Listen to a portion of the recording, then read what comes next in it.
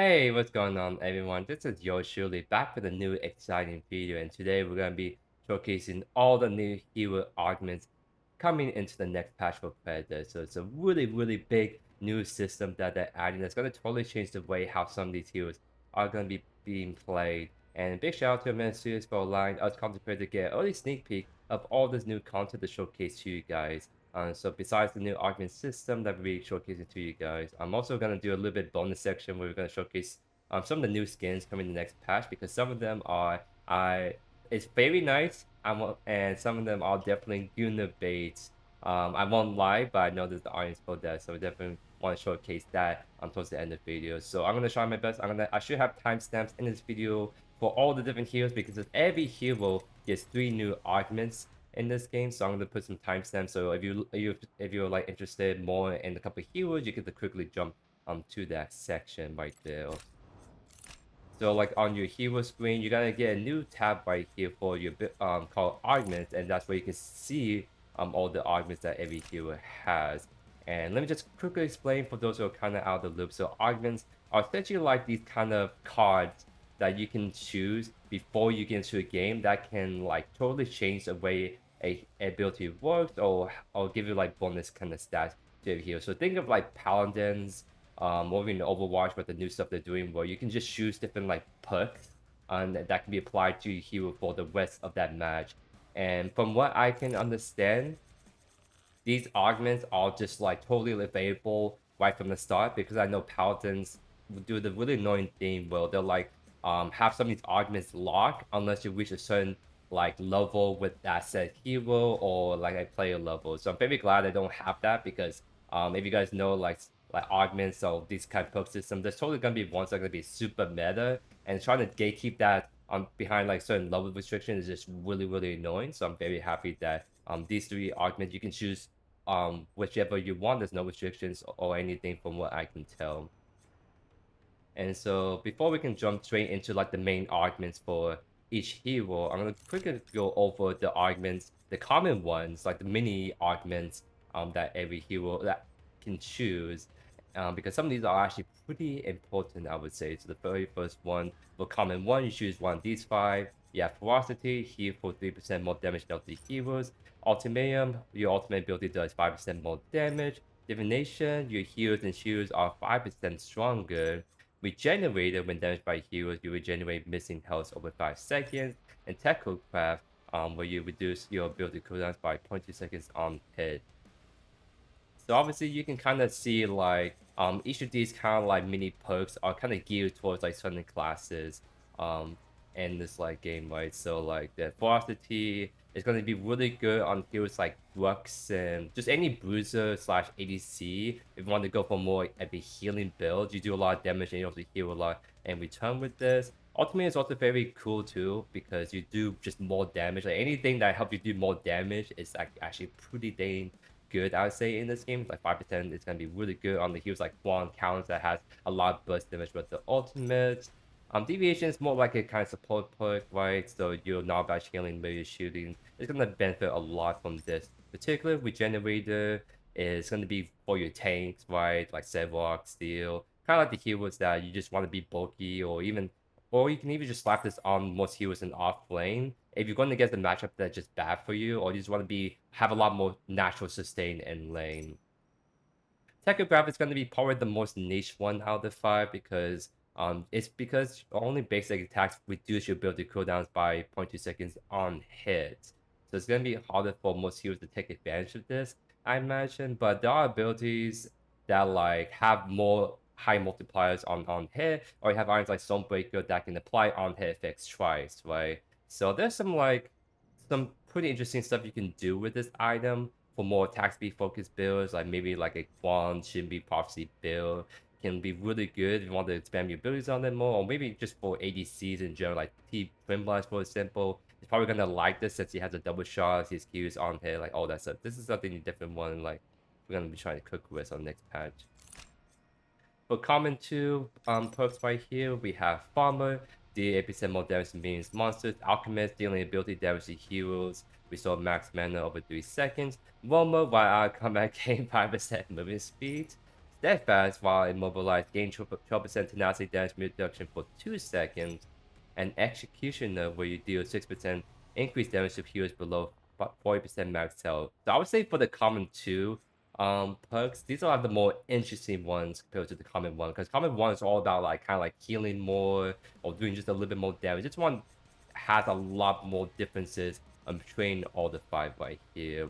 I would say that Roma is probably going to be the most to-go perk to use for most people because our combat movement speed is like just some of the strongest like stats you can have in the game. Like just being able to just roam faster, get to objectives faster, like anything that can help you do stuff faster, like roam the map faster, it's just such an invaluable like perk, I would say. And so like for jungler, it's gonna be really good on roaming support, it's very good on offlane mid. It's really can be used on anyone, right? So if you just especially in this meta where the game has got a lot more faster pace and you're just being a lot more aggressive and just like roaming the map more, getting kills, scoring objectives and stuff. This is just gonna be game change. It's like if you don't have this like perk, you just add disadvantage when it comes to just like and just throughout the whole match, right?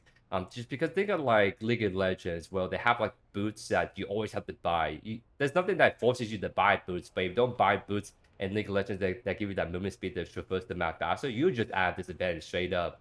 So you will always just have to go boots in that game. And I feel like the same thing's gonna be applied to this, where like you almost always have to go this perk, right? Because if you don't, then everyone else, like the whole enemy team that wants this, they're just gonna always be faster than you. They're gonna rotate faster than you to objectives. They're gonna be able to farm faster. They're gonna be able to gank faster. It's just this is such a, like an OP perk that I'm very curious to see how this is gonna like shake up the meta because like of some of these all these other perks we're gonna talk about are also very good. It's just they won't. It's just really hard to justify running some of these other perks over Roma unless you're going for a specific build that can abuse some of these perks a bit more. I would say.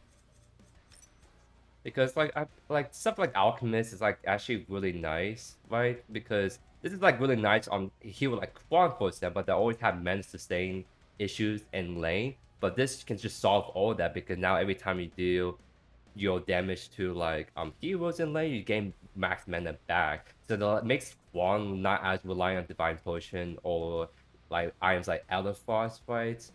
And it also goes to like heroes. Like this is a really good perk, but I feel like it's gonna be a bit overrated when you could just one divine potion, and that can be good enough without alchemist, and he wants some of these other perks instead. Farmer, I would say, is just a bit more niche, right? This is literally like a perk you use if you're just a split pusher, right? Where you just do more damage to monster minions, you just farm faster, clear ways faster, so you can get to towers faster, you get to fights faster as a result. So literally like it's like literally a Wukong perk, right? Or a Shinbi perk.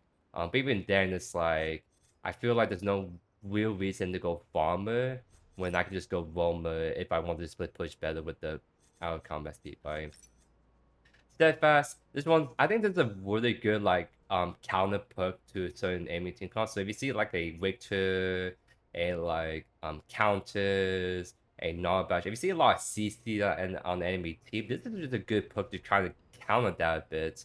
And that's kind of what hoping what this more like these augments is gonna do is like they're gonna be one of those perks that there's something that are always gonna be your to go perks. But then there's also going to be some perks that can be really good counters to some of the really annoying team cup you may run across to make them a bit more manageable, right? And I think steadfast in the situations can like be really good, right? It's just the problem is just one is just so good that like you, unless the, like you're just not going to be able to take advantage of perks like steadfast, like these counter perks, right? As much because Roman is just that good, right? And then execution, that is just really like an assassin perk, right? Like doing 6% increased damage below 40%. It like there's some pretty nice combos you can probably do that if you do executioner and then like ultimatum. So now you're like your ultimate is you're just gonna do straight up 11% more damage, like a Feng Mao ult that counts all corner. Like there's some cool synergy you can do between the two, but for the most part, these are kind of like more individual based perks, I would say. So you just want to just pick whatever's like the best kind of suited perks for your hero plus just woman. I think woman is just gonna be so strong, right? So that's it with all the common perks. So now we can finally get into the meat of like the new augment system. That is the main augments that every hero is going to be able to choose from. So starting off with Arcane Engine, well, you can essentially dealing ability damage to heroes grants you 2% movement speed for 1.5 seconds, stacking infinitely. Which, if you guys watched the live stream, you saw the little funny August stuff you can do where you just hold down right click and you can literally just sort of run down people because you gain more and more movement speed. And it's also very good if you're trying to peel for yourself. Like usually if you're someone chasing after you and you want to DPS them down, you hold right click and you get that more of that movement speed. So you can like create that distance and they try and run with you, and then you have to whether like 20% movement speed to catch back up to him. I think there can be really funny builds you can do with August with like stuff like weight leggings or any item that gives you movement speed. You stack this with the mobility option on Arcane Engine, and it's funny, but I think movie speed is keen, and I think this is the item that's just gonna make August much harder to lock down because he already has a Q that stuns, his E that slows put people in, and now you have the movie speed on his arm B that can just make him really annoying to chase down for the most part. Mana Mechanism, so restore mana equal to 10% of damage dealt to heroes, reduce to 2% for non-heroes, basic attack, restore 2% more. So most of these perks I have not seen, so this is kind of like me breaking down like these augments, but also kind of like giving like my first impressions too, right? So augments always have like issues in mana, so having the perk that helps you sustain mana better in lane or just in general is actually going to be pretty good, right? It makes it so that he's not as super reliant on just being a bunch of mana regenerations. So like maybe want to go for more heavy like combustion may cause like a build that doesn't build as much mana sustain. Right? I think this is a perk that can complement that very well. Or just in general, like having this perk available in lane means that you just get more aggressive with your abilities and not run out of mana as fast. So Synaptic Shock, your ultimate has 50% increased range. It slows for 50%. Yeah, this perk is gonna be really good on August because his ultimate is already long range, but now you can just increase it by 50% more, and the slow increases longer. Like he's just gonna be if someone's running this perk on him, he's just gonna be able to like just kind of snipe people from really far away and just increase and have an increased slow is going to be really ace to deal with. So overall, very good perks on Argus. I would say maybe like his two best perks are going to be either Arcane Engine or Cinema Shot. I think this item is just better, more general, being able to have like more movement speed to work with. But I think if you want to go for an ultimate like build or just make his ultimate just a lot more hard hitting, annoying to deal with, I think this is also very good. Next up is Aurora. So for her three augments, her Ice Age, Laser Charge 25% further. It's just kind of meh for me. Frozen Fury, attack speed, Boss Storms gains, gives you attack speed while active, increases with hero level, so you can get up to 40% more attack speed. That's actually pretty good, right? Because I do like Prophecy builds on Aurora, and this kind of plays into that even more, so that's actually pretty cool. Defreeze, Cryosium has 20% more range. So one thing that I kind of noticed a little bit, just quickly looking over some heroes, right? There was some really like game changer like augments, like the one with August, but then there's some very meh augments, and I feel unfortunately our Ice Queen does have some very meh augments, right? Glacier Charge, traveling 25% more, like it probably makes it more elusive, I guess, have better engagement. Maybe I'm underestimating this a little bit. Maybe the 25% further is actually pretty good because when you play with like jungle especially, it can be kind of annoying trying to gank certain lanes. Why? Because you just don't really have that reach, you have that delay, so it's kind of hard to catch up to people to kind of go for the root and stuff. So maybe this is actually pretty good. It's just kind of very boring ability compared to something like August Ultimate, where you can increase range and slow more, right? I think that this might be one of the two go like arguments, right? I think being able to travel further to escape better or engage better might be really good. I think this is just kind of baits. I feel like most of the time you're not going to take advantage of the 20% more range because like the people you want to ult, you're already in range without the 20% increased range. So I think this kind of like the bait argument that you're just not gonna go on her. And this one I think is good, right? But it's only more specifically for more prophecy attack speed typhoon builds. So I would say most of the time people are actually gonna just want this ability, unless you're running like a prophecy build that can use like frozen speed very well. Like these are kind of in my opinion, these are sort of meh arguments compared to some of the spicy ones you're gonna see. But I think sometimes simple is good, and the 25% increased distance on your escape engage tools actually may just be it may be a lot more impactful than it may realize when just looking at this. I definitely want to play around with this for sure in game. Hello, everyone. So Boris, for his augments, we have Bolster Barricade, while Tentacle's active gain 10% increased armor. Interesting. Savage Shred. Detection protocol marks Shred 25% physical armor for 4.6 when consumed. That's actually wow. And then Apex Finisher, Corner Swipe deals. So this one looks like it's still work in progress, so I don't know like the exact numbers, but you do increase damage more to heals below 25% max health. So interesting stuff. So Tesla Core is active. I'm pretty sure that's referring to his passive, right? Because I'm trying to see like at max canister. Okay, so that's what I was trying to figure out. Because the testicle core that the perk is referring to is when you're at max canister. So before like Boss Barricade activates, you have to have max stacks, right? So this is very good if you're trying to go for more durable Boris builds. But the thing is, most of the damage you're gonna receive on Boris is gonna be before your passive becomes fully online, right? Because imagine the amount of times you engage with Boris, and then you're kind of swiping away, then you get stunned, then you get pushed back, and then it's just like all that is happening when you don't even have your passive fully like unlocked, right? Because I don't play Boris as much as like to admit. So because like if it's ultimate like for some great and like full like passive on use, then maybe that could be useful. Like you dive in with your ultimate, you have max stacks, right? And then you can kind of go in.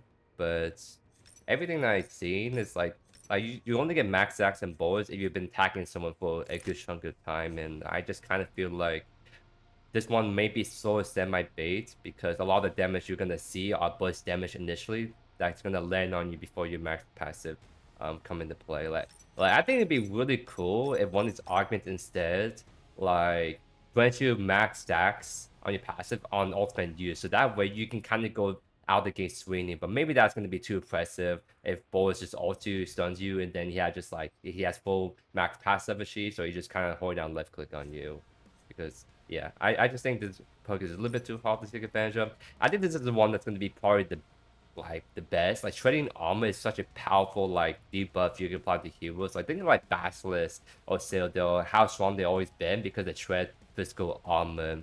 And it's not that it not just applies to you, by the way. It also applies to everyone else. So like if you shred like the steel armor, well your ADC is not going to be doing more damage to that person.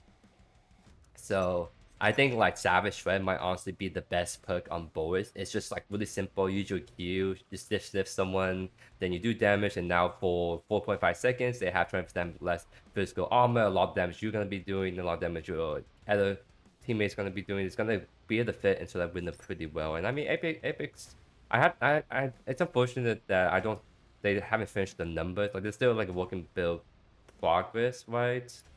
But even so, like only being able to do increased damage below to heals below 25% max health, that feels a little bit too, how they say it, a little bit too small of a window because I feel like by the time they're below 25% max health, they're just gonna die pretty fast by you anyway. So I feel like this perk would be a lot more deadlier if this increases like 25 or 30%, right? Because there could be probably a build you can run with that. Plus, like, what is it? Ultimate do more damage, and then do like especially with Executioner, if you stack this perk with like Executioner, well now you're gonna be doing a lot of damage to people below like certain max health threshold. So I kind of feel like if a common perk allows you to do increased damage to heals below 40%, I kind of feel like it should be applied to Apex as well. Right? I like I said, maybe just like a 30% or something stupid crazy high damage. why. Maybe that's why, but I think 12% max health is like too small of a window in my opinion. Alright, Countess. Let's see what she has. Shadow Strike, base attacks against heroes reduce Shadow Slips cooldown by 8%. There might be something you can cook with poverty counts, but I mean, you don't play counts on basic attacks at all, so let's see. Stagger, Drink Flash. Blade Siphon deals 50% more damage to isolate targets. That's actually really good. Bloodwell, take down some of the pool of blood for 18 charges for 120 seconds. While staying in the pool, Countess consumes a charge restores 2% max health and max mana every 0.25 seconds. Okay. So Countess has some pretty like spicy augments. Right? I think the one that's gonna be hard to be the best in most cases is gonna be Second Slash because that's your healing ability, your spinning around ability. That so like if you go in your off lane, mid lane especially, and you fight one person, being able to do more damage straight up is like really strong, especially in the early game. And then because you do more damage, you also heal more technically because your counter's ability, right? You like heal, put maybe that it doesn't affect the healing because the healing is based on her magical power, not the damage she deals. So this is gonna mainly just be a DPS increase. I mean, if you have magical lifesteal, then that's when you can receive more healing technically, but from a base kit, not really. I think he'll cute. I think this one's gonna be the most niche one. I just don't. You just don't really play counts at the basic attacker. The only time you basic attack people is when your abilities are on cooldown and you have Tempest, so you're just trying to stick to people. But most of the time, you're going in and out super fast. So like maybe just be funny on the prophecy attack speed build, but that's just only for that. Bloodworth sounds really good on paper, but then it's like you have to really like take down someone to pull blood while staying in the pool. She consumed the charge with sword max health. Like this sounds. I don't know how I feel about this because in team fights, like you're not gonna be staying still at count in team fights. People are gonna be chasing after you pretty hard. You have to keep the range on them with your E, your Qs, all that stuff. So I feel like this ability, while it sounds pretty cool, right? I feel like when you go for kills anyways, right? A lot of times you're gonna take a reset anyways afterwards. So you go for a kill, you're low on health mana, like you're gonna take the reset to go buy like a new item or something, right? So I kind of do feel like Bloodwell is. I have to say this in game, right? But I think this is a bit too niche for my liking. I gonna throw Augment. So I'm gonna turn off like the music real quick. Because I apologize, I forgot to mention this at the beginning of the video, but essentially, there's a new main menu music that's heavy metal kind of thing, and I don't want to have that spam for like 50 minutes in the background. So I just want to showcase a little bit, but I don't want to be on the repeat for the whole thing. So if you want some background music, definitely go play your favorite music in the background.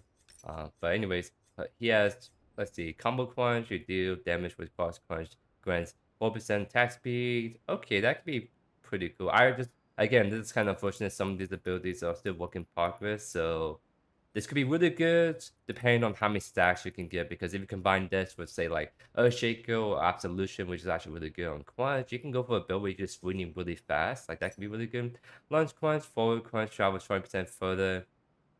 That might be actually really kind of crack.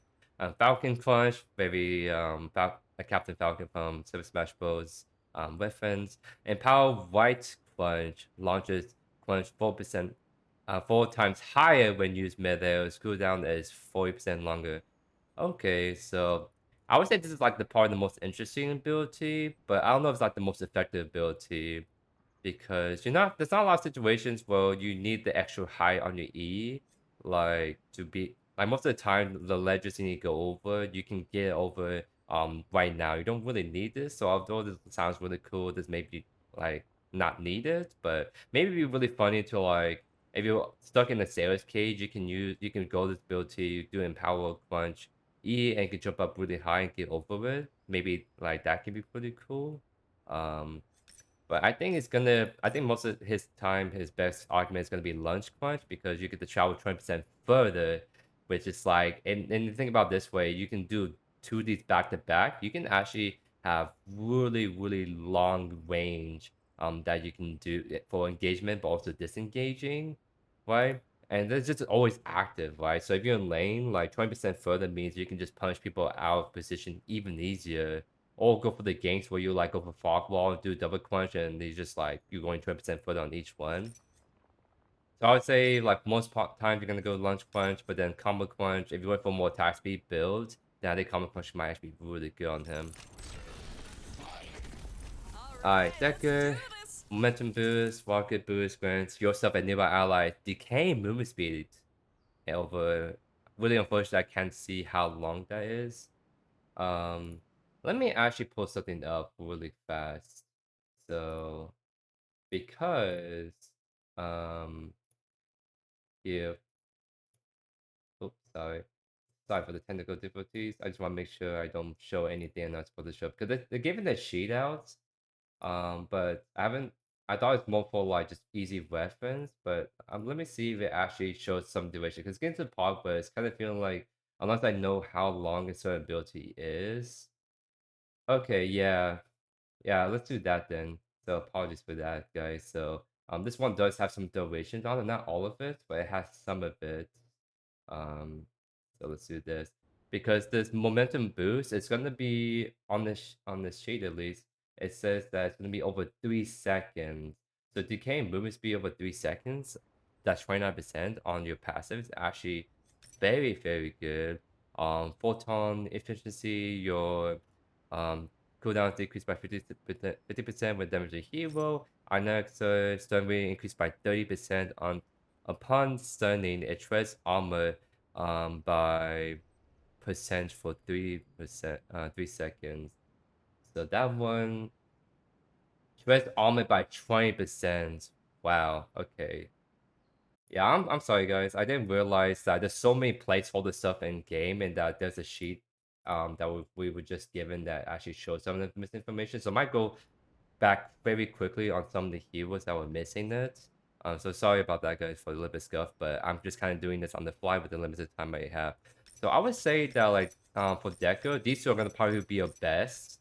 Like she has a really strong like augments, like momentum boost to give you like decay movement speed for 3 seconds is actually really strong. The movement speed just king because you just apply it to all nearby allies. That's actually so good.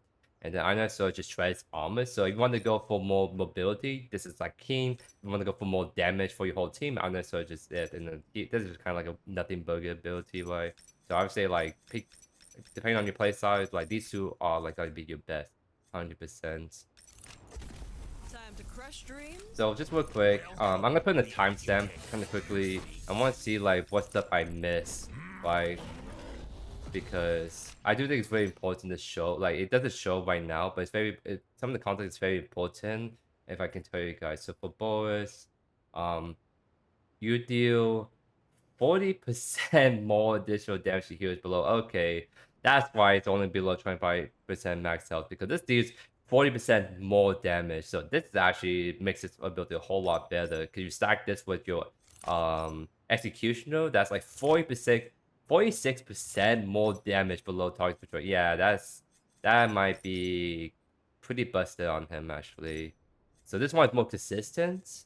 But then I think this is legitimately like helps you be able to execute people way easier. So that is actually really such a spicy change. What the heck?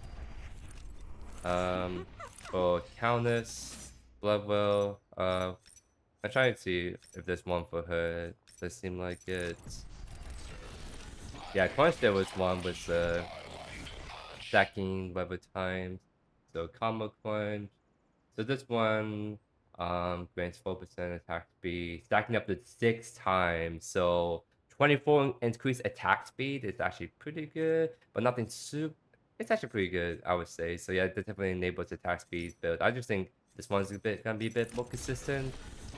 So yeah, that's gonna be the ones we miss. So again, apologies about the little bit scuff right there.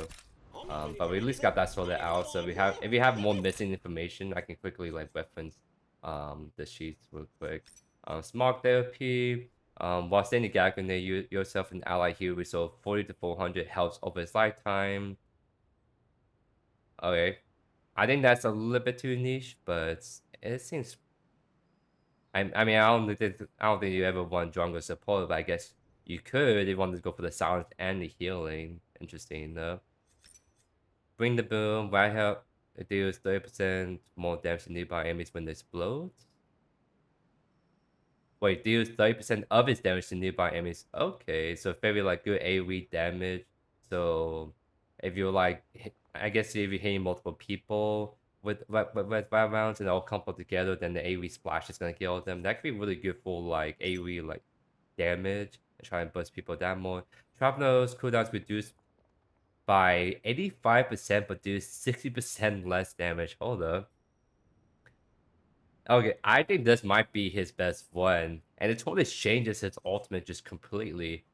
Because essentially you're gonna use his shrapnel cannon as more of a mobility tool in a sense, where you get to jump around a lot more. So if you want to go for like interesting ganked routes, right, with like the movement you can get from that, or just play more into the armor shredding, you can definitely do that because what is it like? Max rank is 100 seconds, but let's say we're using 120-second cooldown, right? So you have a 120-second cooldown, and it's reduced by 85%. So it's like,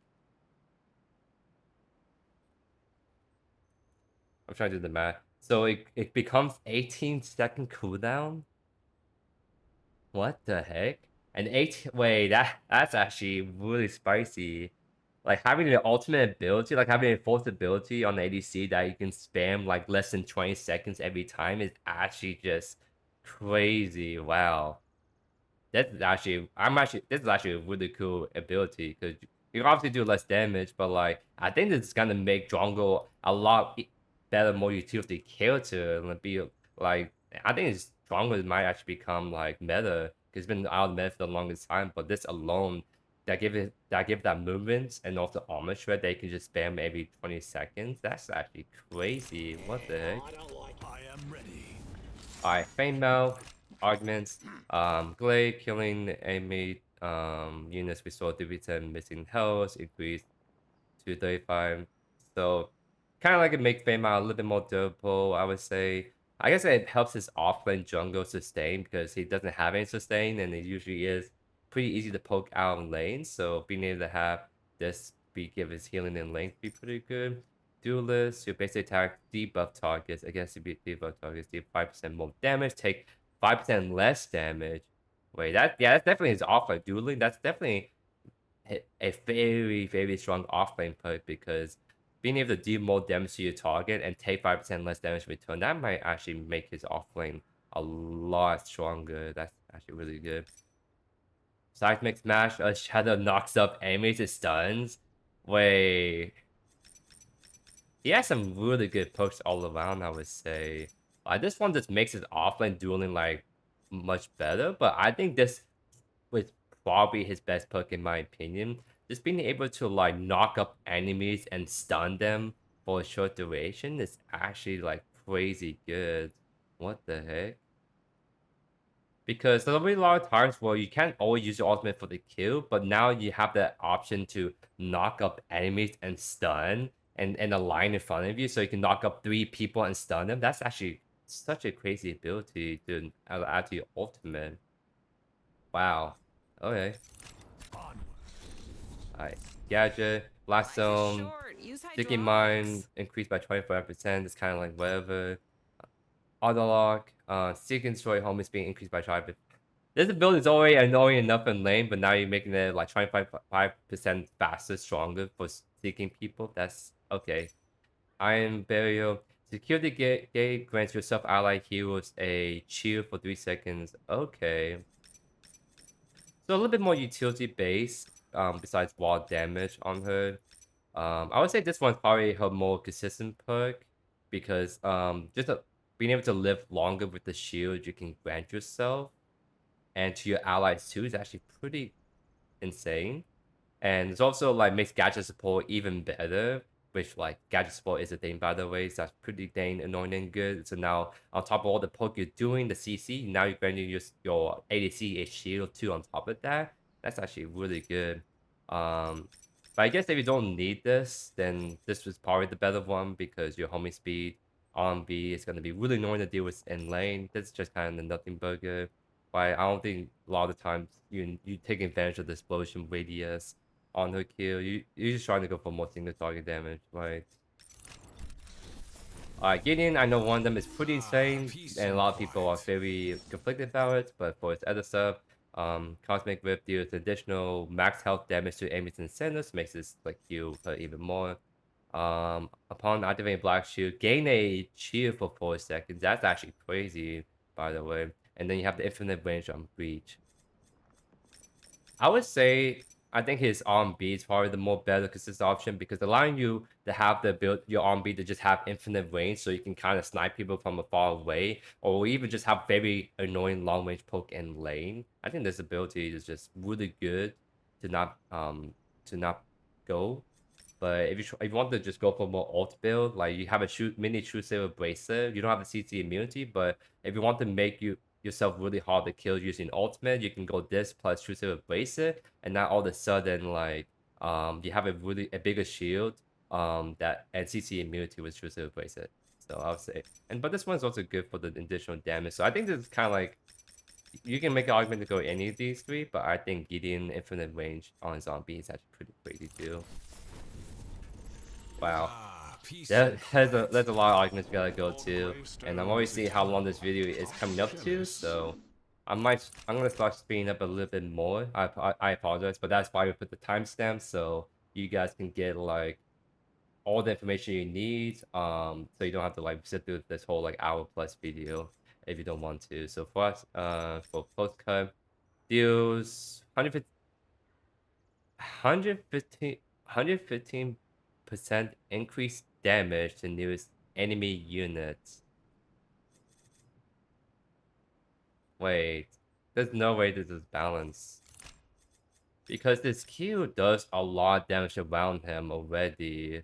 So like 260 base, 120% scaling, and then if you're gonna more than double that to the newest enemy units, like Greystone is already running down people on the off lane in this meta, in this current meta, and then now it's just like his Q just doing twice more damage to our enemy offlaners. That is so busted. What the heck? Imperial Soul, Stonefall Soul deals 10% more damage and increased radius. That's actually really nice buff, I would say. His ultimate is very impactful, like actually hitting people. So having this doing more damage range increase is actually pretty big. But this is not okay.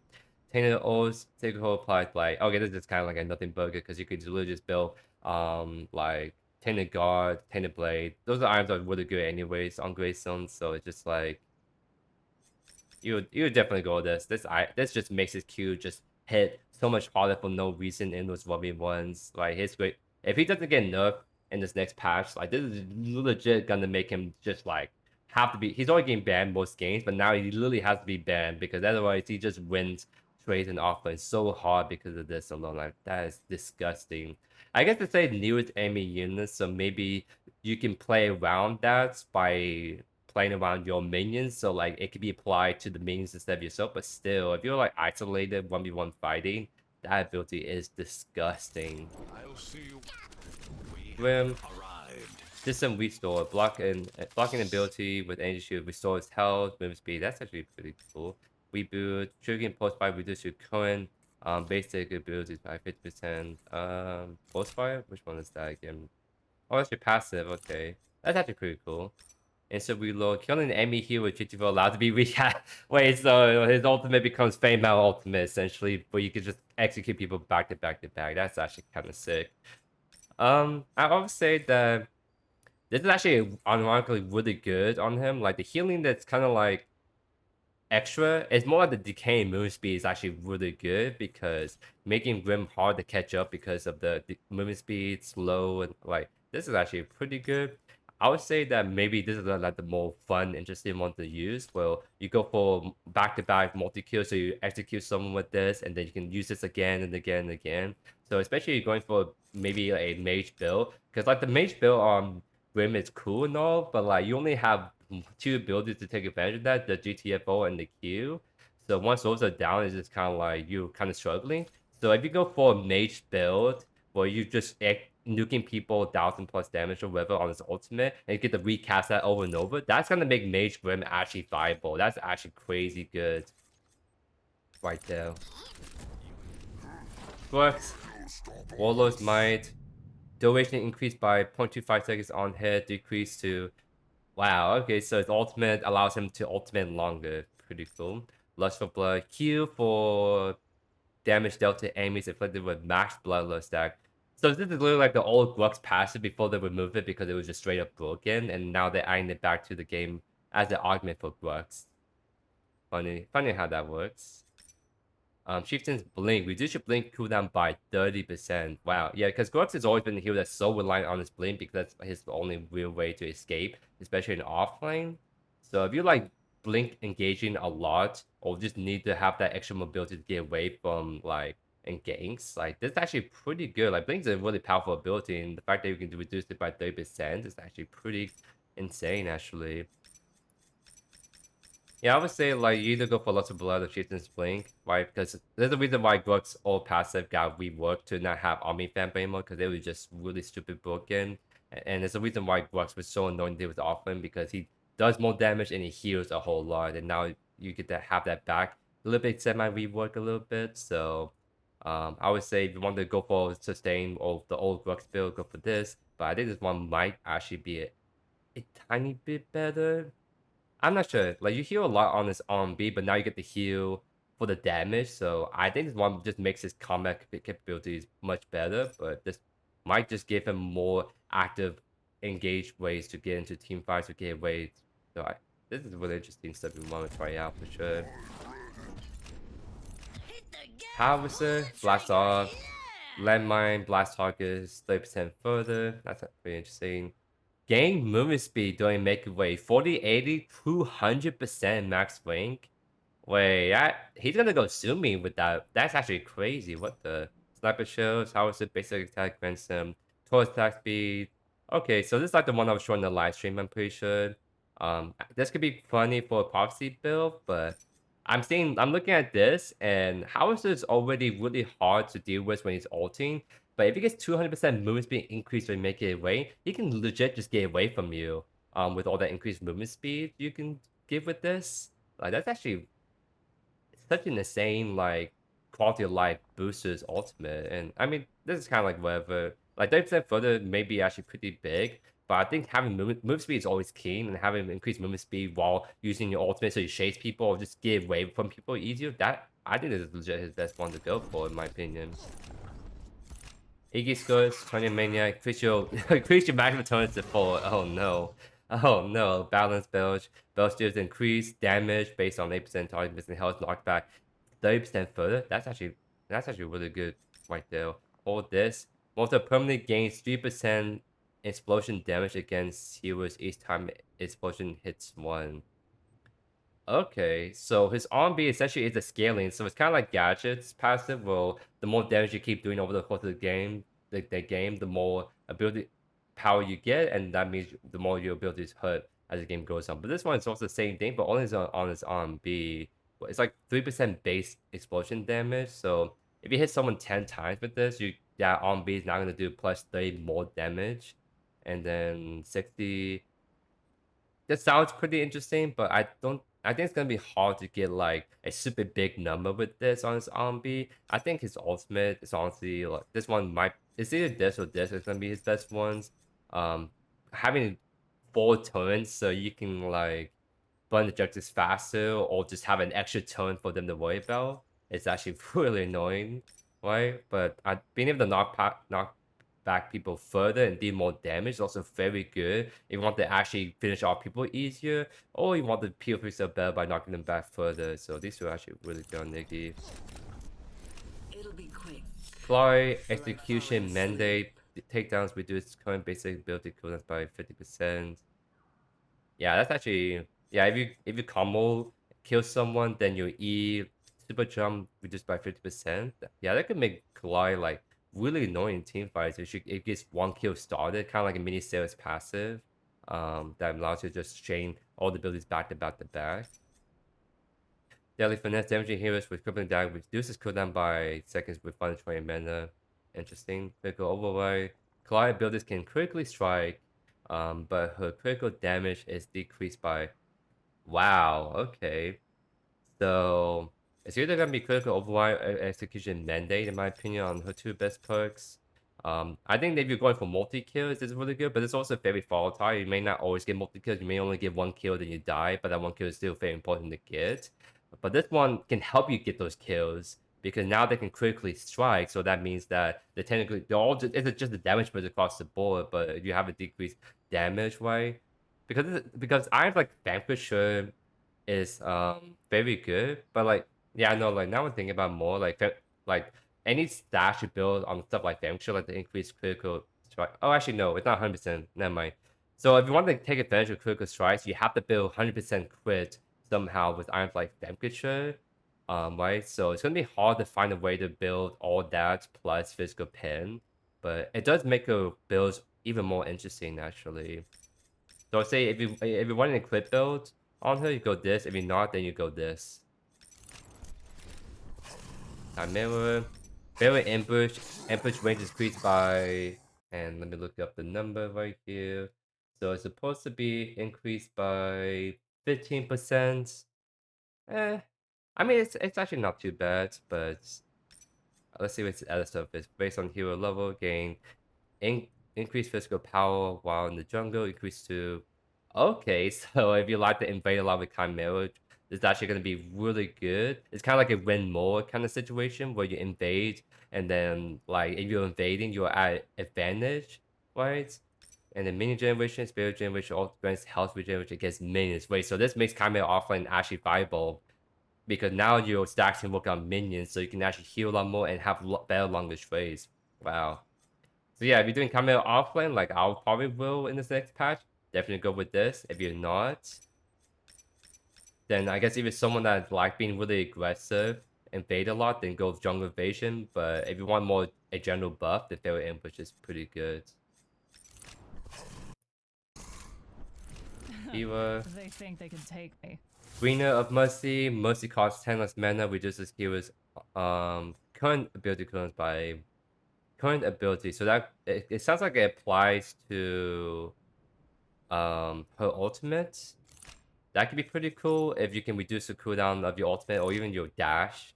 And it says on hit, doesn't say about like minions or heroes. So it means just if you hit on anything, you get the one minus 1 second on your cooldowns. So this one actually might be pretty good. Finisher deals additional target missing health damage to enemies inflicted with max. Yeah, that was actually really strong. Push heals for 50% of its damage dealt to hero. So, alright, this one's a little bit bait. I kind of feel like don't need the healing on Kiwa a whole lot. Like, if someone's gonna CC you and do a lot of damage, you're gonna die fast regardless. Like, maybe you actually heal a lot. It's 50% of damage dealt to heroes. You're hitting 3 people. You could heal. This could actually be a really good augments if you want to be really hard to kill as long as you don't get CC. Like you've built this with like Terminus and other life. This might be really good in some builds. This one might be the to go one for most people, being able to like actually execute people even easier with your Q, right? Like her Q damage max stats is actually pretty deadly already. And then her bring the mercy, you deal this one's a little bit more general utility, right? I think it's either these two honestly are the best perks depending on your playstyle. One. Alright, let's see what my boy has cooking up. Striker Heavens deal 20% more damage and reduce cooldowns by 30% more. That is actually pretty insane. It's just a straight up damage buff, and you reduce your cooldowns by 30% more. So that means that you do more damage with passive, and you get to cycle through your abilities faster, so you spam your abilities more in lane, but also in team fights. So that's actually such a good buff. All of the Heavens gain 3% Army Fam, nearby allied Heavens gain 5% Army Fam. So this is like the old Kwang passive and Paragon. Pretty cool stuff. This and Heavy Technician, this is where your ultimate is reduced by 15 seconds, and Kwang no longer retrieves his Heavenly Blade upon recalling.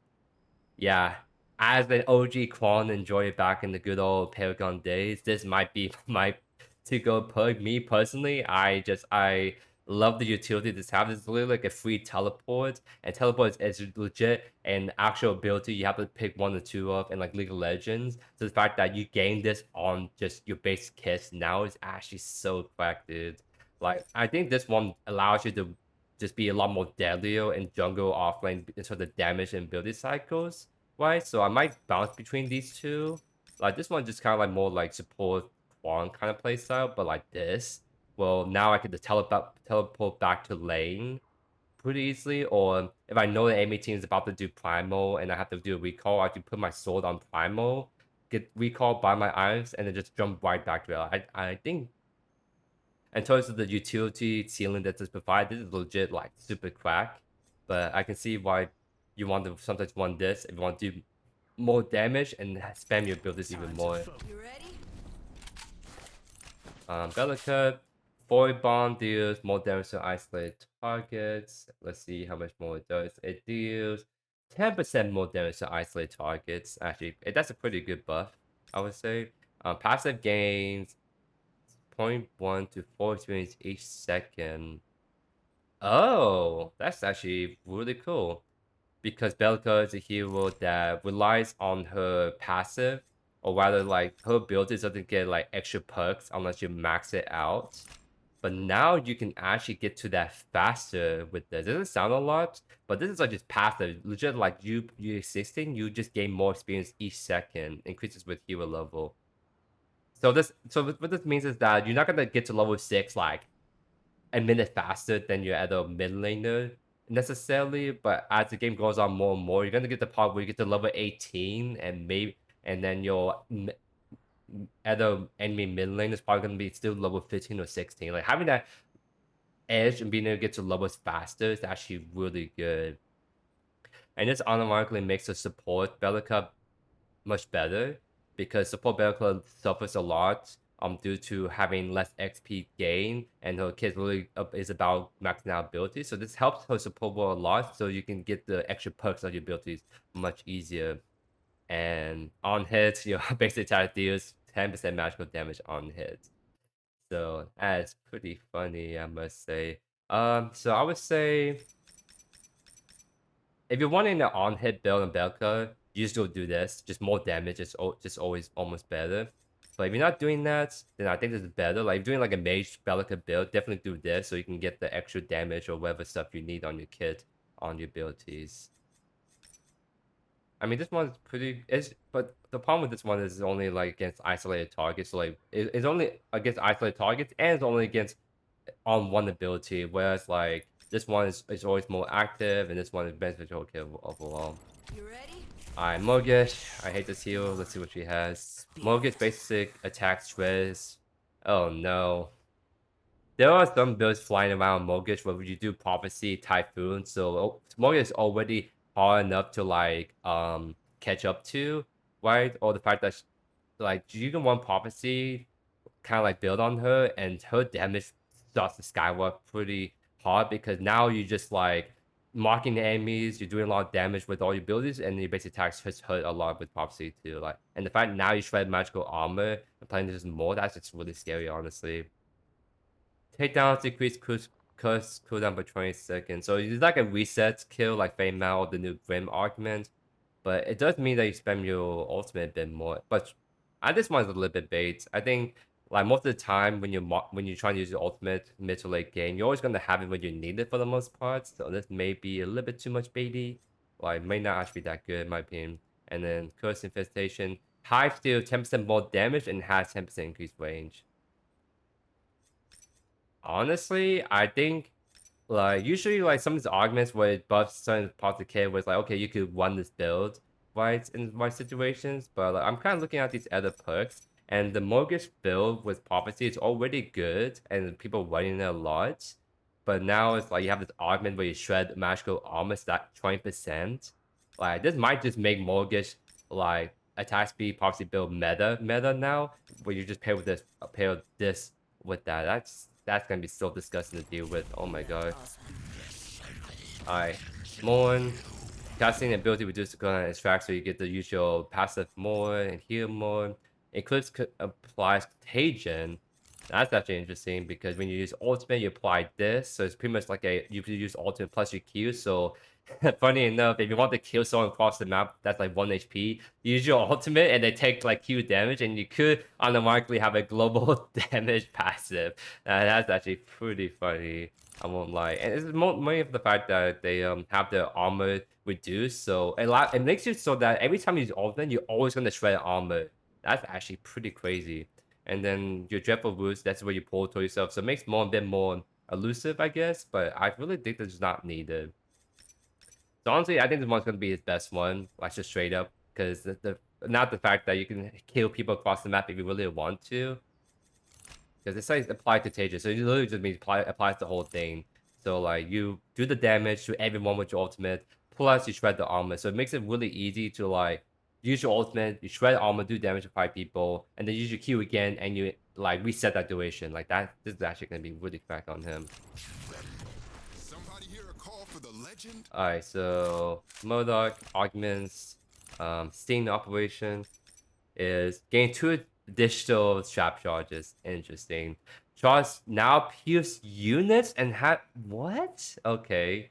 So now when you use your basic, so now you can't just stand behind a minion to block Modok's like enhanced basic attack passive. Now it literally just pierces units. So that makes its wave clear really insane because you have buckshot, and then now your passive just goes through the entire minion wave and has additional range. Like 300 is like no joke, really good.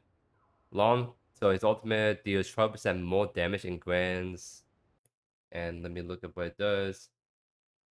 Deals 10% more damage. Okay, so that's a little bit inconsistencies.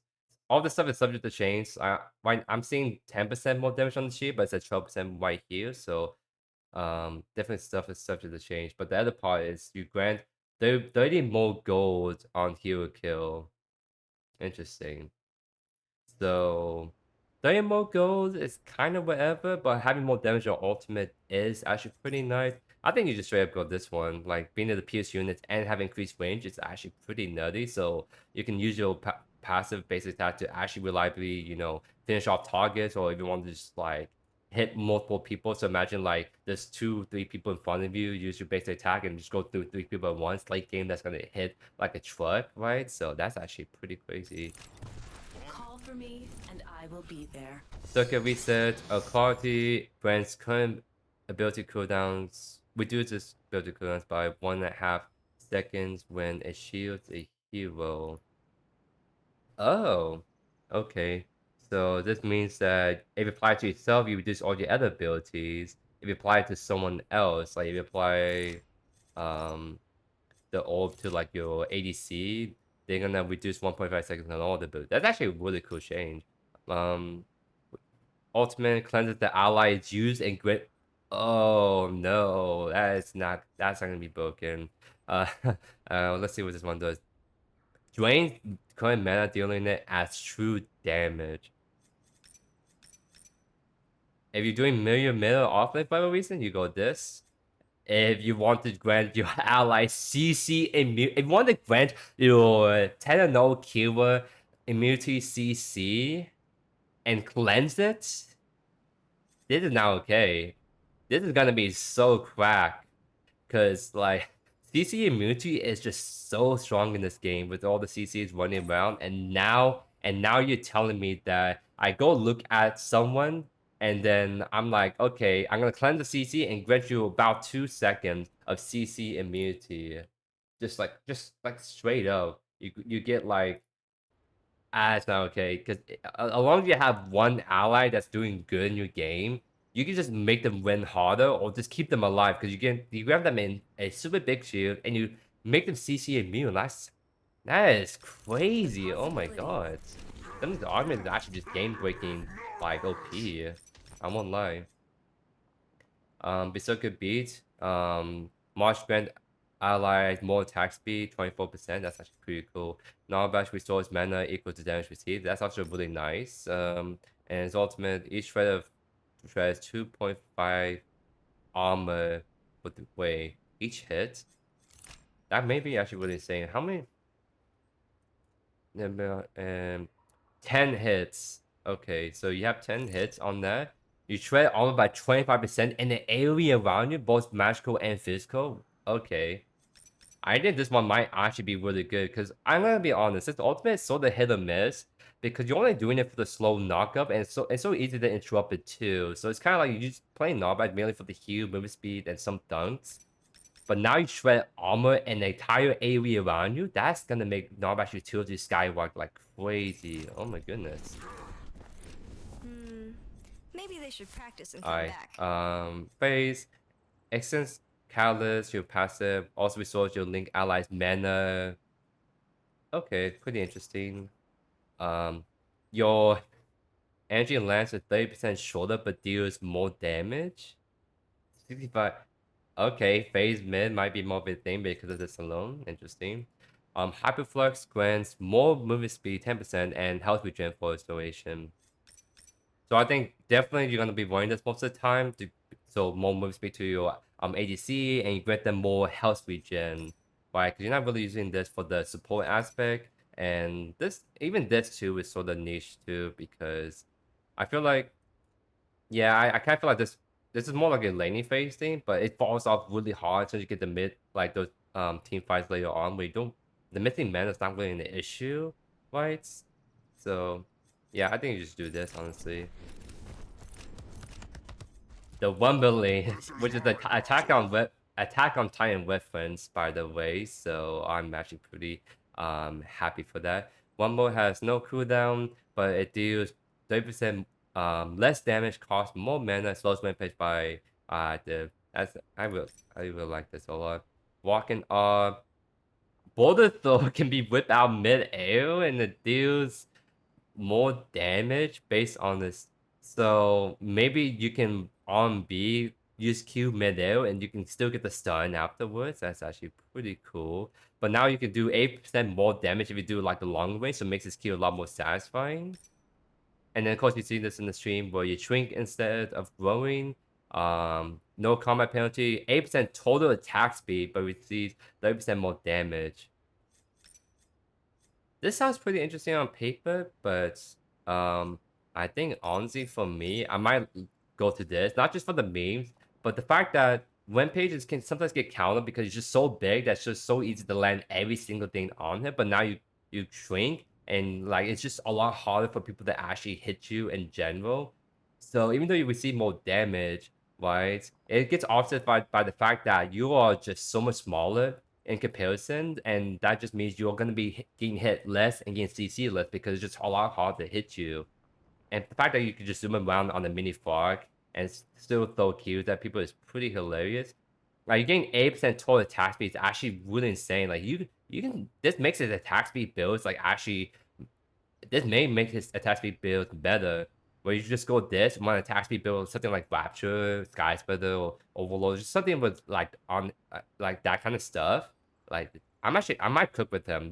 I think that this gives his ultimate so much more utility in terms of like I'm just so not only am I smaller and my buildings are enhanced, but now I attack faster. So now I can one stuff like Sky Splitter and just actually shred you much faster. That's really cool. Revenant, quick draw, reloads faster. That's actually pretty good because it allows you to kind of DPS people better, especially tanks. In another realm, you still physical magical power. If you kill them, you gain 50% permanently. Wow, that is actually a really insane one. Hellfire Blast, Hellfire Force Bomb deals 10% more damage and then knows 50% bonus physical armor. Wow. So Revenant has some really good ones overall. It's actually really hard to see which ones are the best because this one allows you to snowball really hard. Like if you just go for the kills on your ultimate every single time, you keep stealing physical magical. It's like you just get this like stat check people more and more as the game goes on. You get like let's say you steal okay, so let's say um you steal 6% of like 100 physical power, right? Which is like 6. So you get 6. So you get 6 reduced by 50% to 30. So 3. So the early game, you're not gonna really get a whole ton of physical magical stats. But let's say like you ultimate someone with 300 magical power because your abilities still scale on magical abilities like your E, your Q. So let's say you ultimate kill someone a mage with like 300 magical power, which is like not too unrealistic, I would say. So 60% of that is like it's like 18 and then 9. Hmm. This one might be a little bit too weak. You're not really getting that much physical magical power, because you only start to get some decent amount more mid to late game. But by the time you get there, it's like game's already kind of decided, right? So I think this one might be his best one. It just allows him to do more damage in no bonus physical armor. So it allows you to be more anti-tank, as it says right here. So this one might actually be his best one. Riktor, Widow Chains, more range on this hook. Successful hits reduce cooldown by 30%. Interesting. Current Overload, gain 5% more movement speed and deal 30% more damage to monsters. So not minions, so it's not gonna help his offlane, but his jungle is actually gonna be like really a lot better with this. Warden, we generate health equal to 95.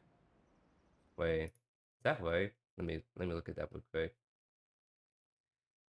Alright, so this one says we generate health equal to 5, 6, 7, or 8% damage taken over 5 seconds. Yeah, this is totally bug right here. But essentially, as you level up like on those ultimate level thresholds, you're gonna like heal more of damage taken.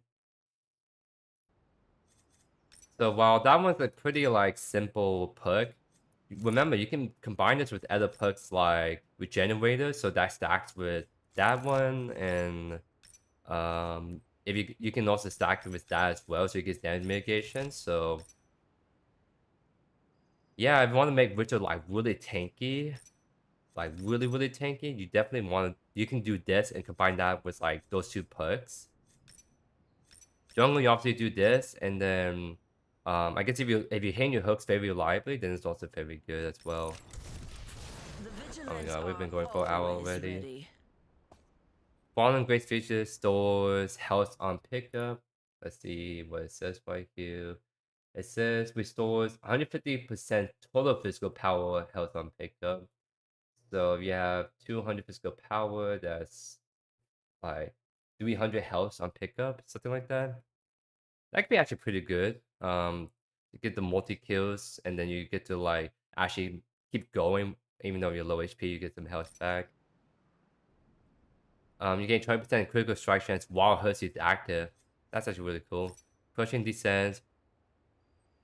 Huh? Wait. Wait. Okay. So it stuns for only half a second on dealing damage, but still, that's not okay, dude. Oh no. So now it's like every time you E with Serath, you stun people. And like it's only half a second, but still, now that you stun people on Serath, you can counter stun abilities, end this game straight up. Like think of like Gideon portable. Now you can stun him out of it if you land your E on it. If like TP's ultimate, like any channel ultimate, like this is gonna like allow Serath just completely counter that. Oh my god. Because like because like the thing is like what makes Serath like vulnerable is like as soon as she lands with the E, people just stun her right afterwards. But if you land on top of them with your E, now the micro stun that in a half second allows you to then like Q. So now it's like you become much harder to lock down as a result. While having a utility to actually stun people and interrupt abilities. That is not okay. That it sound I don't know. That's disgusting. I won't lie. Alright, Phantom Rush grants 2 souls when damage to the hero. Also resets when. Oh, that's actually really sick. So now use your R&B to get behind someone. Use your ultimate to hit that person, damage that person, and then now you get the R&B towards the direction you shoot them at. That's actually really cool because the only way you can combo with Sevarog with the ultimate is either you hit them against the wall so you're still on top of them, or you should E to root them and then you walk back up to them. But this allows you to use your R&B twice and grant souls when damage to heroes. So it makes the soul stacking a little bit easier because now it makes Sevarog just want to get more aggressive, and I like that because I always say hate Sevarog players because it's so passive and it's so scary in lane, right? But now it's like now you give them a reason to get aggressive and use the ultimate to actually go for kills and not to run away from people. That's actually sick. Cypher now execute humans to fall below 5% max health. That's actually really good. It's like a huge quality of life for minion stacking with Sevarog, but also allows you to finish people off a bit easier when you are chasing them in those late game. Cost of blow not by 30% stronger. Each soul still increases by 30. Wait, okay. Alright, so you have 1, 2, 3, 4 tiers, and you can make this 100% increased knockback. What? What? Okay.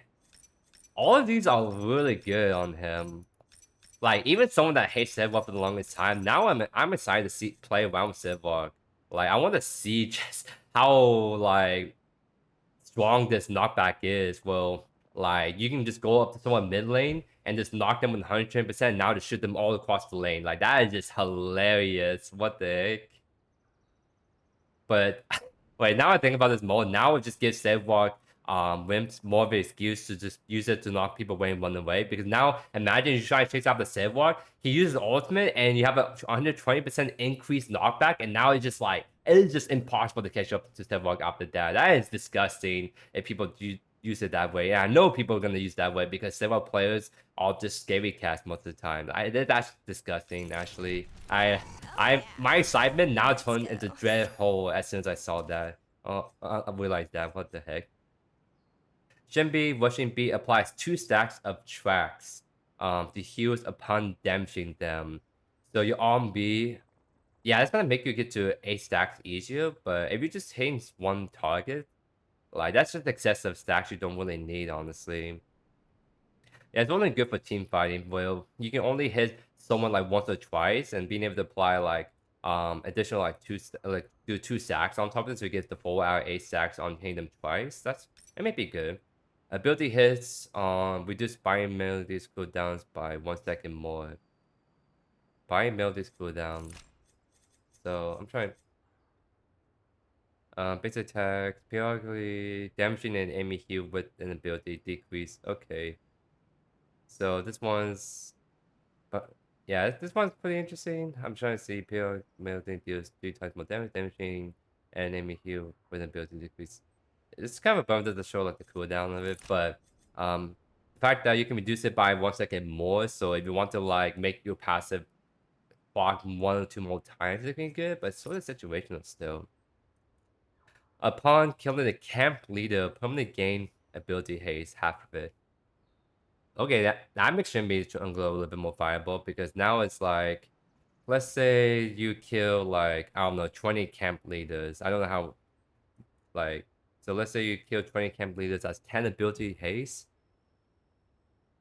Because you have like, I don't know if red and blue buff counts as camp leaders, even though they function like them. So let's say you do a full clear and you kill like 4 camp leaders from like the 2 white camps on each side. That's 2 ability haste.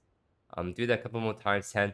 Even if you only get like 10, 15 ability haste, that's still really strong because ability haste has diminishing returns, right? So like getting like 50, 60 ability haste starts to fall off. But if you can get to like 25, 30 ability haste faster in a game with only just 1 or 2 ability haste items, like this might actually make her jungle pretty insane because now you can get to those ability haste thresholds on her jungle kind of stuff.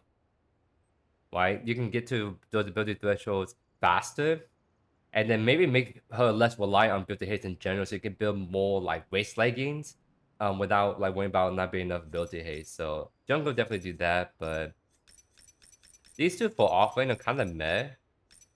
But I guess this one helps out a bit, but I feel like this also falls off too. I know maybe this is actually pretty good once you see it in action a bit more.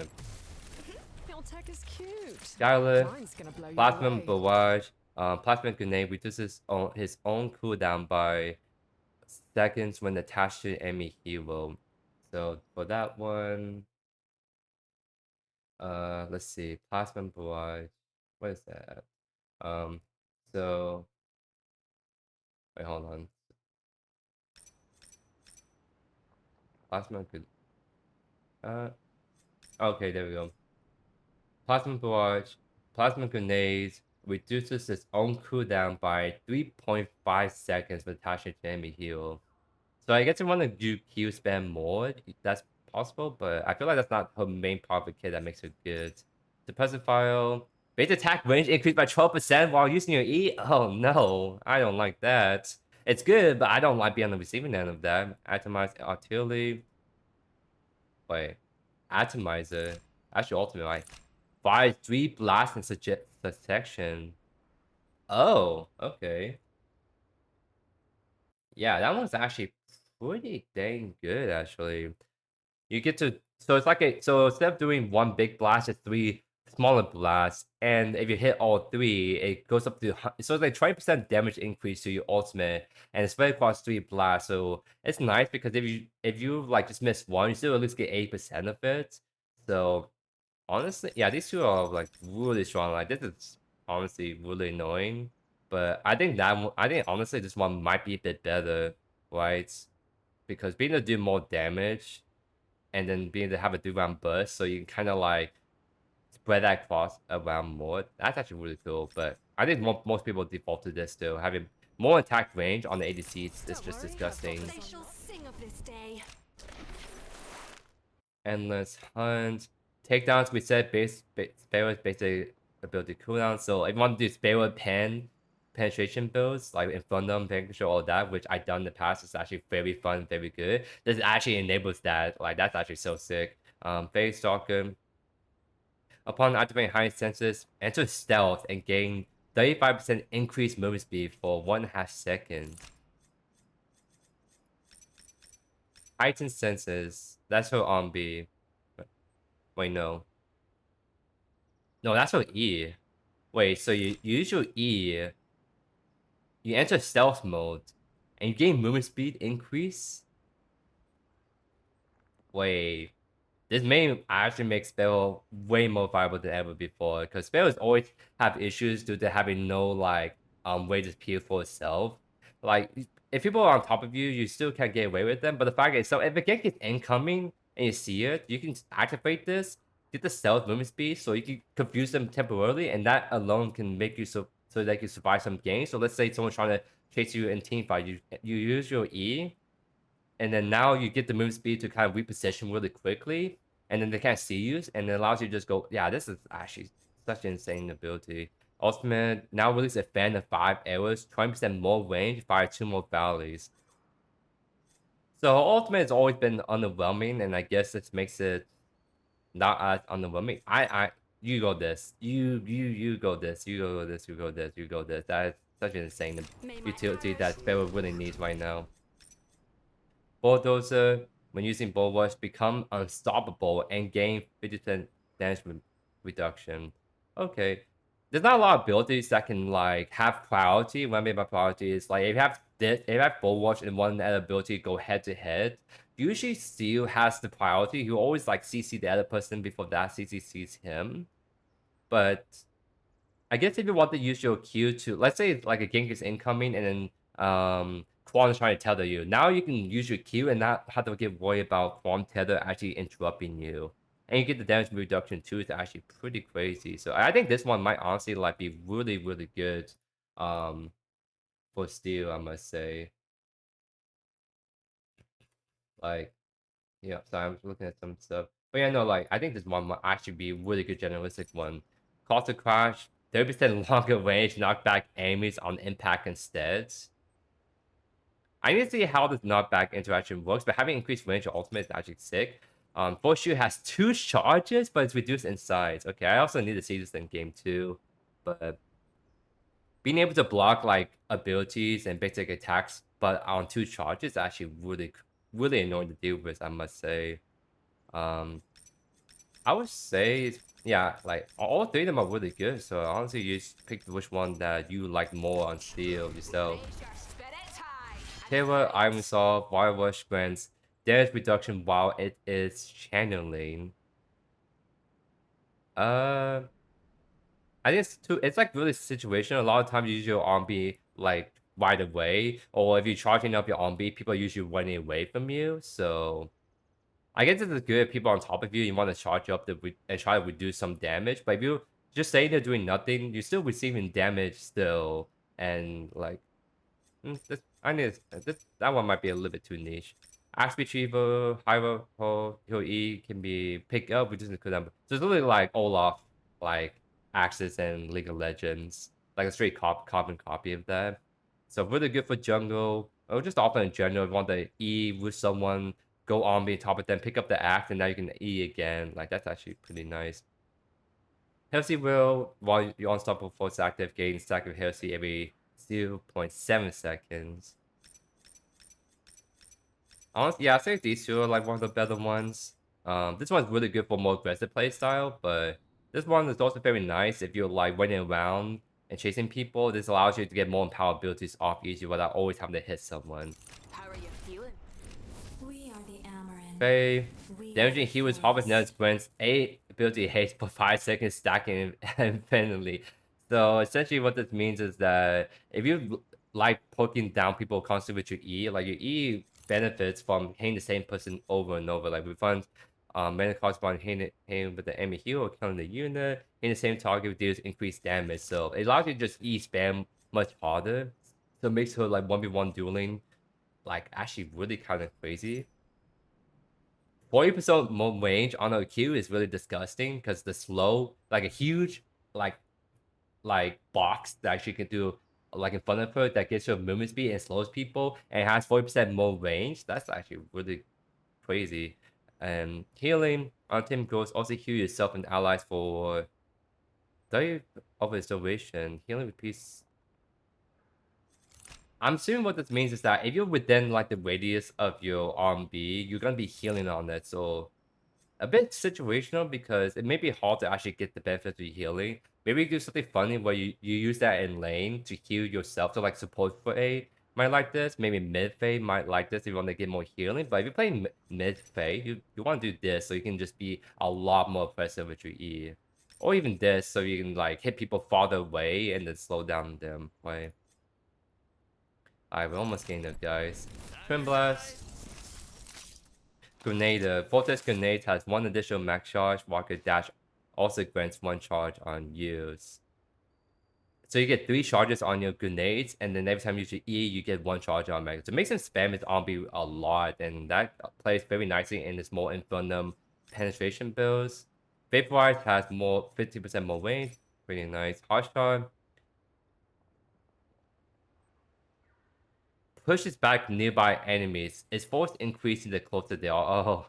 Oh no way. This may make Twin Blast really annoying to like catch up to because now it's like if you have Khaimera trying to like sit on TB, he pops his ultimate and now Khaimera just getting constantly pushed back and then TB still have his dashes, still have his slow. I think it's gonna be his 2-go perk. Unless you're running like a penetration build grenade like on TB, I think you should just go straight up this. Having to push back, like, will make it so that you can use this to pew for yourself really easily. Like, as long as you hit someone, they're right on top of you, push them back, you keep them further away. And the fact that anytime you're getting pushed back, it's very disoriented on the receiving end. So it's gonna be enough to like be really a big hassle, annoying thing for enemy players to deal with. I love this team. For this match. Alright, waves. Mystic Marshman. Knock Knock deals magical damage instead. Interesting. Maybe more mage waste build is something you can do with that.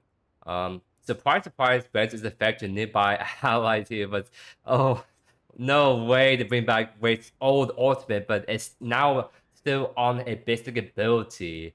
So now you can grant your whole entire team the camouflage. So if you're trying to go into Primal Pit, you literally just press E on your whole team. They're now invis, right? And it's like wait, because like here's the thing too with surprise surprise, you gain movement speed and 1 enhanced jump. It says grants its effect to nearby ally heroes, but not only you grant yourself camouflage to nearby ally like teammates, you give them movement speed and you give them 1 super jump. Like what? That is actually just busted as heck. What the heck? Like, I need to like look back on this and make a tier list. I'm not gonna make an actual tier list, but that's definitely gonna be a tier list of like some of the most overpowered perks in the game. Like this is crazy. I keep like as soon as I thought I find like the most OP perk you can put on someone, I just get surprised by something like this. That is super crazy.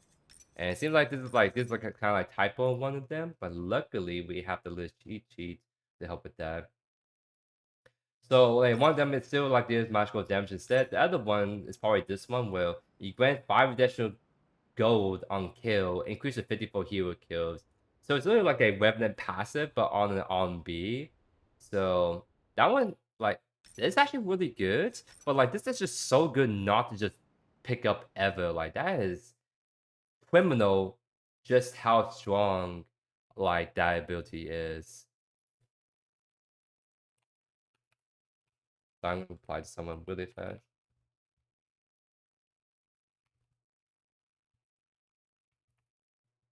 But yeah, no, you always go this. That is just such a busted ability. It's not even funny. Alright, for Wukong, high up. Height damage is no longer capped to units, now dealing more damage at greater height. But this says how much. So it does 60 to 100% more damage based on how high you're going up. That's actually really cool, really good, because most of the time I play Wukong personally, I'm like really high up when I use this E. So I think like this E ability that I'm always using to like so like what where was it? Body slams down 235, 135. So the fact I can double this damage is actually pretty crazy. Master of Mimicry gains more max clone and generates a stack of hail every. Oh no, this makes the split push really scary. Because his clones is the reason why you can kind of like kill towers really fast. But it has the condition of you have to hit someone and build that up, and then you go split push. But now it's like you just straight up will always keep stacking. You always generate clones by just existing. And so like his offlane is actually gonna be like really annoying because now like he can generate these clones like by just existing in lane. So if I have to stand back for whatever reason, he stands back, or just in general, he's gonna be able to generate his clones much faster, and those clones are gonna help a lot more and killing towers and killing like your enemy offline a lot easier. Alright, so this one has some typo stuff in there. So spirit, heals restores 2% missing health, body grants 4 additional goals. So that means like if you want, this like the old Wukong like solo passive where you kill minions or you mock minions and you kill them, you get more additional gold. But now it's just like anything you kill like minion monsters, you gain more gold or you restore missing health. So you're not gonna really use spirit stance a whole lot or like the missing health. You're gonna use body stance for like the gold. So you use your QE, kill the entire wave, and you kill that. So um I would say like this is definitely like probably his best one for offline, 100%. And then even for offline, you can just find going this to do more EDMs. I think this is like his best jungle one, in my opinion. His best jungle one is this one. His best offline is that one, and maybe swap between the two, between those two roles. Those aren't enemies. Yin, Stepping deflecting projectile, grants decay movement speed, a shield. That's actually really good to make Yin a lot harder to kill more. But it's also kind of niche because you can only get that if you deflect a projectile, which you can deflect range attack, but it's hard to do that. You have to use your ultimate to do that. But yeah, I think that's actually pretty good. Flash Kiss cooldown reduced by 50% when used on terrain. So it makes it like a lot harder to catch up to if you're using her Q to get away from people. Salvage, storm stuff, wind burns last for 2 seconds longer and grants 1% missing health, healing on hit. Healing, wow. Because her wind burn already heals you, and then you stack this on top. Yeah, that may make her offlane actually a lot more feasible. Because you get to play around your E longer, and now you heal even more. So you want stuff like Sky Splitter first, go for like Sky Splitter Rapture, more like a boostery hybrid ADC build. Like that, yeah, this alone might make Yin offering a lot more viable than ever We'll before. make short Another day. Yuri, the brand new hero, right? Retribution. And I'll have like a video, actual gameplay video dedicated to it. This whole video is just focused on augments, and then we're gonna have another gameplay video of her and her kit breakdown. But for what she does for augments, Hollow Strike gains additional range, bounces 2 more times. Actually really good. I played around the practice tool. That 150 additional range is actually pretty noticeable. And the 2 more bounces is actually pretty nice, so you can clear stuff much faster. Like that, it's a really nice quality of life stuff that feels really nice. So even you gain damage reduction while active, and its cooldown is reduced by 50% lower. So it allows you to spam your ultimate a bit more, and the disc reduction is nice. So if someone's trying to bust you down, you can negate that a bit more. But it's sort of niche compared to something that like this is always active every time you activate your passive. Amplifying Surge, destroying Torn Spirits grants decay move speed. That's actually pretty good. But the Torn Spirits, that's the skulls that floats around people. So you only get the decay move speed if you destroy that, right? So I think this is really just really good options right here. I think I like this because this is very consistent buff. Like sometimes you may not always get this even though it's strong, and sometimes it's you don't always need the damage reduction. So you merely play this for the cooldown percent lower. So my personal preference for right now, I think this is my to-go one, but I can see a reason why you want one of those other ones on her. This will. Alright, Serath.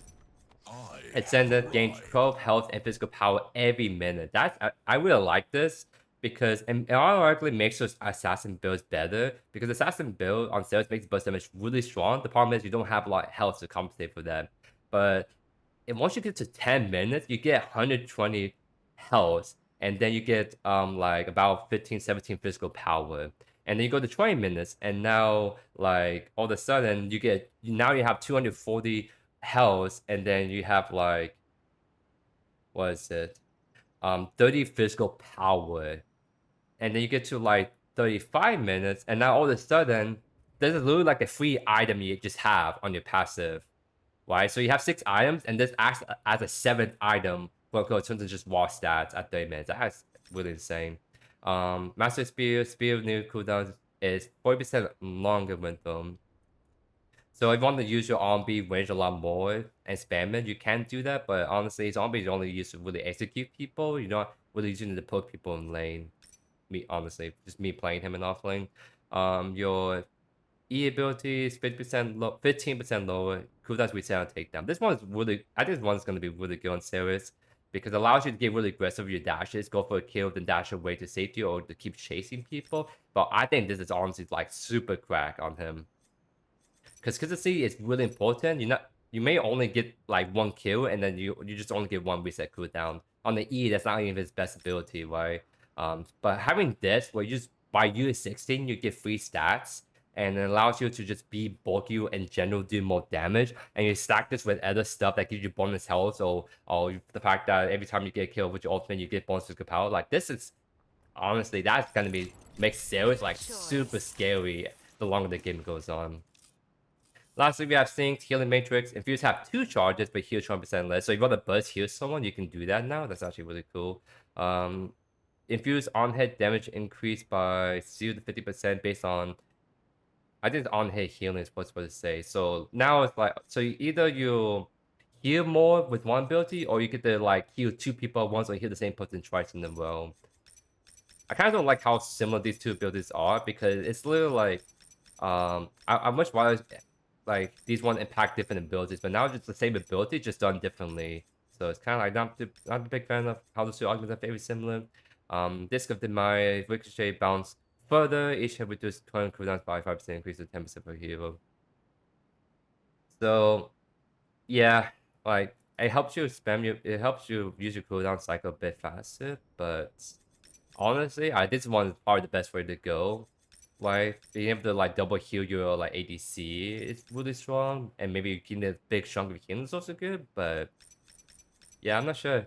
A little bit underwhelmed by these ones. I really wish one of these 2 is something different. Like maybe her ultimate gains an enhanced effect, right? For example, like increase the revive by like 1 second, which doesn't sound a lot, but 1 more second of you getting the revive off, or people can't hit you is really a strong effect.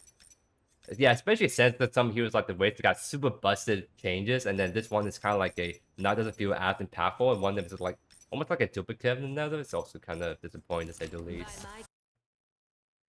And we finally gone through all the augments in the game. So yeah, I did not expect it was gonna be an hour 30 minutes to talk about all the augments of every hero, because it's not just me just kind of if I want to make this like video really a lot shorter, I'll just show the augments and just be like, okay, that's in the video, bye. But I think it's very important to really emphasize how strong or weak some of these arguments are. Like, because some of the arguments are really game changing, and it may not seem like that unless you have someone like me that can react to that and explain just how much potential it has to be insanely broken. So I hope you guys don't mind a lot longer video format so you can see my reaction to all of that. Hello. But I guess what we can do, what I was gonna do and here in the deck is now I'm gonna like go over the new skins that were in this patch, kind of like the last like mini section to kind of round out this video. So let's see. So there's 5 new skins, right? So of course Yuri, like the new one, has like the really 6 ones. So this is the Advantage skin, by the way, and it's actually really sick. I would say it's really cool. Like definitely one of the better Advantage skins in the game. And then there's a Battle Pass one, I believe, the one that's red demon horns, and it seems like it's kind of just like a variant without the mask. Nothing too much changed back here, right? So Gideon also got one right here. So let me see if I can pull him up. If I can find him if I'm not blind. There we go. Well, he has the Thunder one. It's kind of like his Halloween skin back in OG Paragon, but now it's part of that series. So very cool. Simple uncommon skin. Darius is the one that got a very good skin, I would say. And that one is gonna be on Maker. Like and wow. And you see right here, it's totally missing some stuff right there, and I think it's definitely intentional, like very demonic kind of form to say the least. That is pretty grimy, but I like that. And then there's like his color variants is this one right here. Honestly, I like the more colors you get from this to emphasize some different parts, like the skull pops out more, and then skin and all that. Really cool stuff. Countess is the super Guna skin that I mentioned at the very beginning of the video. Well, you see this, and you're like, okay, that's looking pretty cool. Showing some skin right there. You look behind, oh my mother of God. like, this is like, how do I say it? Amanda Series at this point just does not care about the Guna allegations, because now you have this really good, this is like a really good counter skin. It's epic skin. You see like the wings flapping, floating. It's like really sick. But now every time you play this hero and you look from behind, you're always gonna have her cheeks out there in the open. So it's kind of be like, I guess for some people they can't use this skin because it's gonna distract them too much. Like it's gonna be really hard to play Predecessor with one hand. I would say that for sure. Like you have to have 2 hands, but I guess some people might try to make it work with only one hand when they're playing the skin. I won't lie. And then of course you have the color variants. Like the purple one is actually really cool. And then this one's like a golden like kind of skin, very cool as well. Like really sick skin, but the Guna bait is turned to like 500% on this alone, which is like really interesting to say the least. And then you have Khaimera. He has a lot of skins, well. But this is his new one. He's another epic skin, another demon kind of theme skin. Very cool. Change makes him look totally different. And this is his color variant. This one looks kind of, it's kind of eh. I think the white is kind of cool. It emphasizes the blood kind of thing on him a bit more, I guess. So it makes him a bit more scarier looking, I would say.